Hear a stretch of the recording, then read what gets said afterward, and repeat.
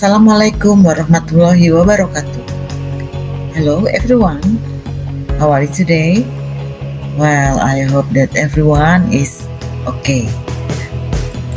Welcome again in this class and with me, Ma'am Annie. Our topic today is about explanation text. Do you know what is explanation text? Okay, we will learn about this. And I will explain what is explanation text and also the communicative purpose, generic structure, language characteristic, and also the examples of explanation text. Baiklah anak-anak sekalian, hari ini kita akan belajar tentang explanation text. Ya, explanation text is a text which describes or explain the process. It answers of why and how something happens. Jadi explanation text itu adalah sebuah teks yang menjelaskan atau mendeskripsikan sebuah proses, ya. Dan ini akan menjawab mengapa dan bagaimana sesuatu itu terjadi. Sedikit berbeda dengan teks prosedur, ya. Jika prosedur menjelaskan tentang langkah-langkah, ya, sedangkan explanation menjelaskan proses. Tujuan komunikatif dari teks ini, ya, adalah the communicative purpose of explanation text is to explain the process that occurs in the formation or activity associated with natural phenomena, social, science, culture, and others that aim to explain. Jadi, text explanation bertujuan untuk menjelaskan proses yang terjadi dalam formasi atau kegiatan yang berhubungan dengan fenomena alam, social phenomena, and cultural phenomenon. I mean natural phenomenon, social phenomenon, and also the cultural phenomenon. Dan bagaimanakah atau apa saja yang termasuk dalam natural phenomenon? Misalnya, ya, earthquake, volcano eruption, water cycle, metamorphosis of butterfly, and also photosynthesis. Ya, and if you want to talk in social phenomena, it can be the topic about pandemic, or why should we wear a mask, depression, what is the problem, and also about the poverty, kemiskinan, ya. And if you want to talk from cultural phenomenon side, it can be, you can talk, you can explain, you can describe about ngaben, about batik as a cultural heritage of Indonesia, also about traditional dance, and about puppets atau wayang, and so on, and many else, ya. Now, the language feature or characteristic, dan ciri-ciri kebahasaan dari explanation text. Yang pertama, using simple present tense, karena kita berbicara hal-hal yang bersifat umum, jadi kita menggunakan bentuk waktu saat ini. Kemudian selain itu kita menggunakan abstract noun atau kata-kata benda yang bersifat abstrak. Misalnya tentang kemakmuran, kemiskinan, gempa bumi, earthquake, dan sebagainya. Lantas ada juga kita menggunakan passive voice, kalimat pasif. Nah, kalimat pasif kunci utamanya ada di subjek, ya, plus to be, plus verb 3 atau kata kerja bentuk ketiga. Selanjutnya kita menggunakan adverbial phrase atau frasa-frasa yang menggunakan bisa keterangan waktu atau keterangan tempat dan sebagainya, ya. Dan terakhir dalam explanation text juga menggunakan connector using chronological connector. Connector di sini misalnya seperti first, second, up to date, next, dan sebagainya. Dan satu lagi, conjunction yang sering digunakan dalam explanation text adalah cause and effect atau hubungan sebab akibat. Baik, kita sampai di struktur generic atau generic structure of explanation text. It is divided into three parts ya. Ada 3 bagian. Yang pertama, general statement atau pernyataan umum. Nah, di general statement ini kita memberikan pengenalan terhadap topik seperti penjelasan seputar informasi umum.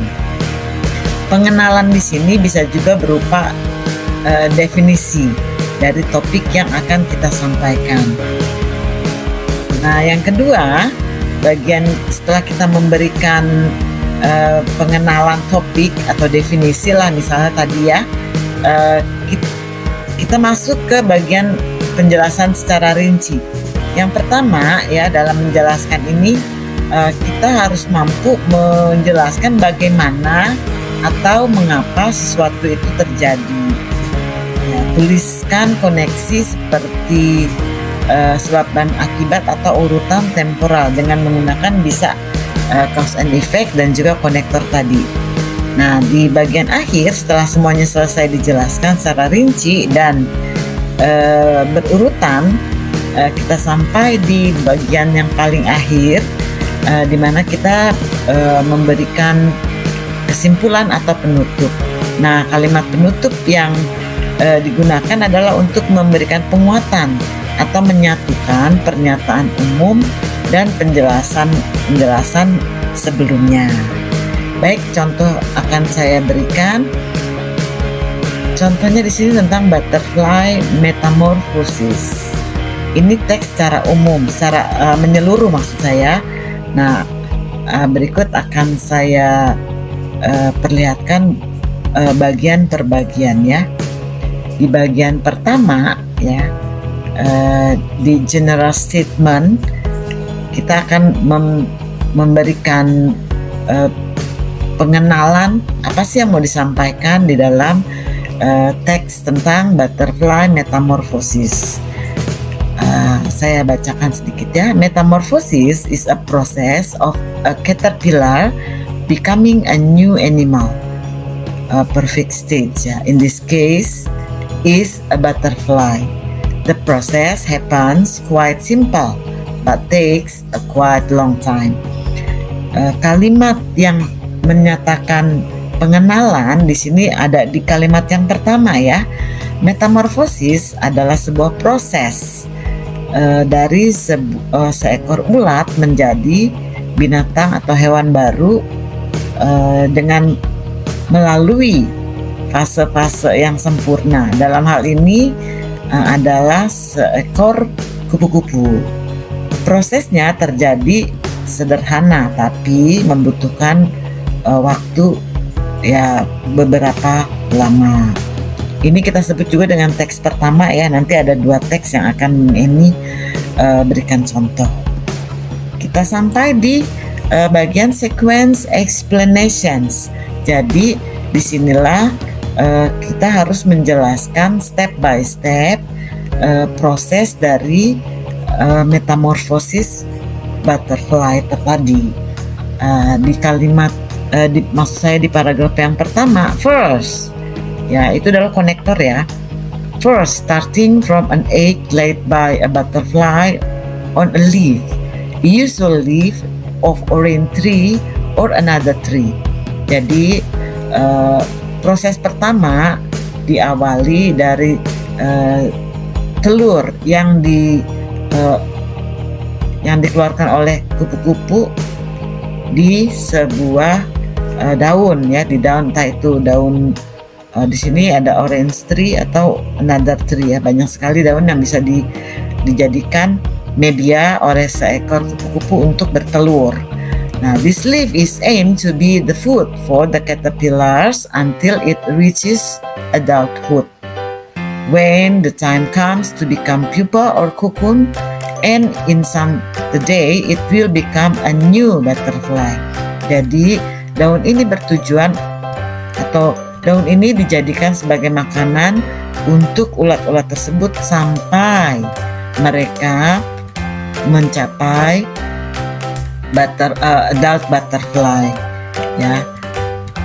When the time comes to become pupa, namun sebelum menjadi kupu-kupu dewasa, tentunya mereka akan berproses ya menjadi pupa atau kepompong, dan dalam waktu tertentu akan menjadi seekor kupu-kupu baru atau adult butterfly.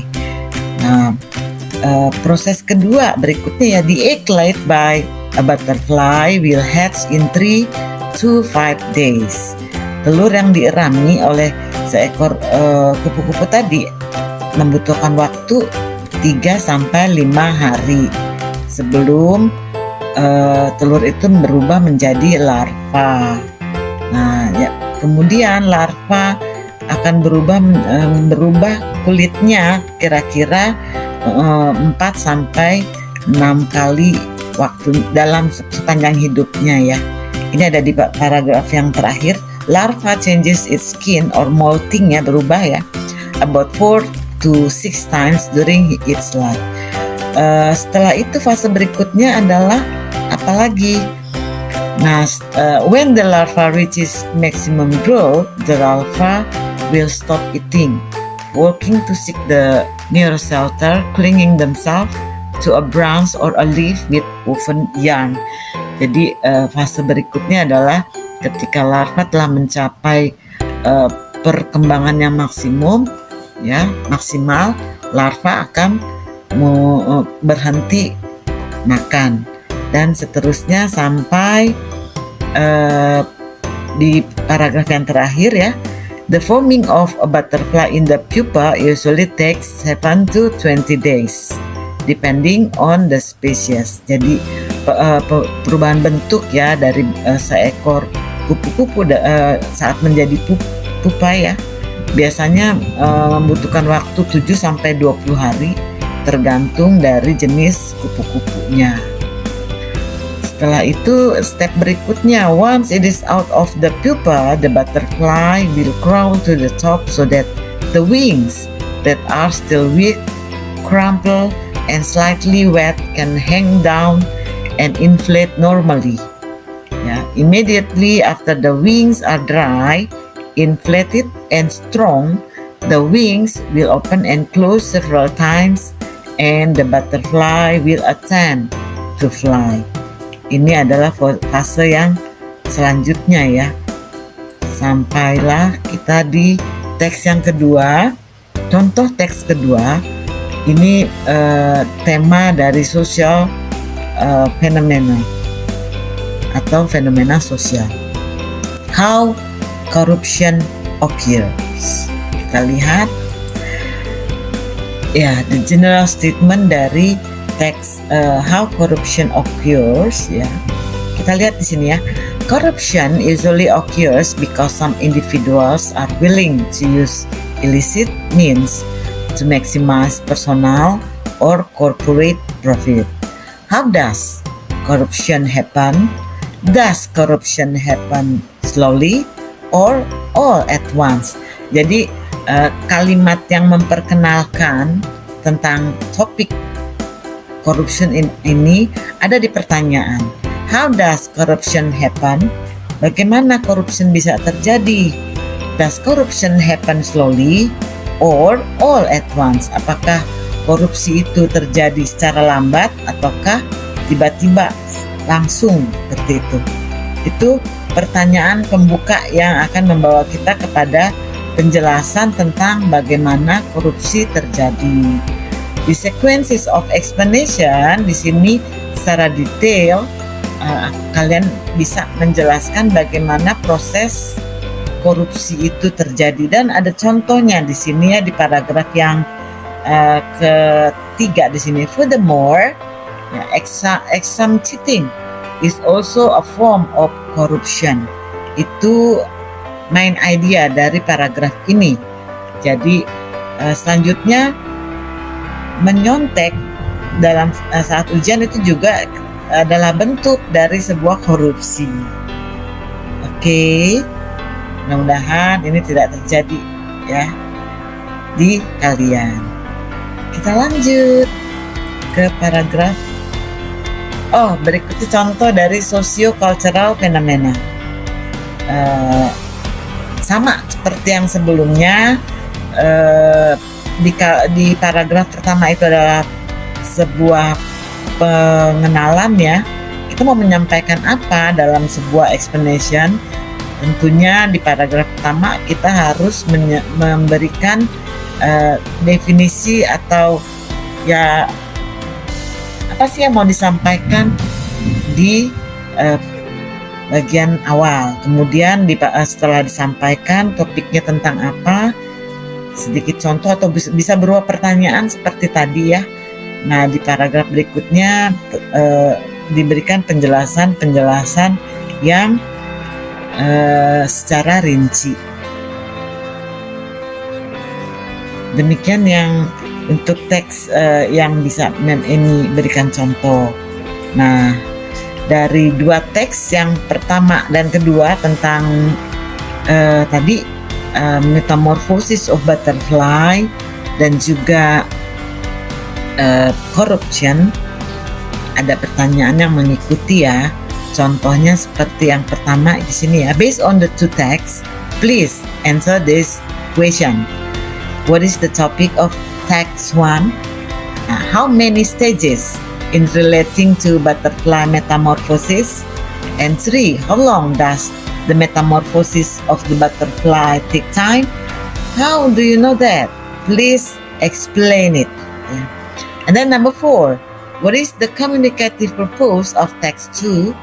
Number 5, the general statement of text 2 is in paragraph 1, 2, or 3. And then number 6, the synonym of the word that occurs. The word occurs is, please you answer the whole text, the whole question I mean. Yeah, well, that's all what I have to explain today. I hope it will be useful for you. And thank you for joining today's class. Wassalamualaikum warahmatullahi wabarakatuh. Goodbye.